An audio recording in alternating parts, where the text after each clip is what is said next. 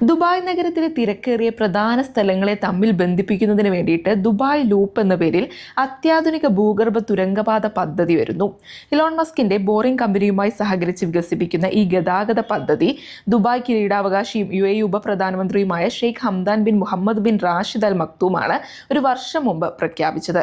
ആകെ 24 കിലോമീറ്റർ ദൈർഘ്യമുള്ള ഈ പദ്ധതിയുടെ ആദ്യഘട്ടത്തിൽ Dubai international financial centre, Dubai mall, Burj Khalifa എന്നിവയെ ബന്ധിപ്പിക്കുന്ന 6.4 കിലോമീറ്റർ പാതയും 4 സ്റ്റേഷനുകളുമാണ് നിർമ്മിക്കുന്നത്.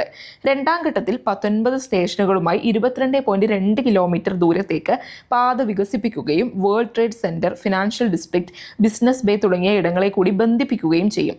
ഇതോടെ പ്രതിദിനം 13,000 പേർക്ക് ഈ തുരങ്കപാതയിലൂടെ യാത്ര ചെയ്യാൻ സാധിക്കുമെന്ന് RTA റോഡ്സ് വിഭാഗം ഡയറക്ടർ ഹമദ് അൽ ഷഹി വ്യക്തമാക്കി. ആദ്യഘട്ടത്തിന് 565 മില്യൺ ദിർഹവും മുഴുവൻ പദ്ധതിക്കും കൂടി 2 ബില്യൺ ദിർഹവുമാണ് ചിലവ് കണക്കാക്കുന്നത്. നഗരത്തിലെ പ്രധാന വാണിജ്യ, താമസ, വിനോദ സഞ്ചാര കേന്ദ്രങ്ങളെ ബന്ധിപ്പിക്കുന്ന ഈ പദ്ധതി ഏകദേശം 3 വർഷത്തിനുള്ളിൽ പൂർത്തിയാകുമെന്നാണ് പ്രതീക്ഷിക്കുന്നത്.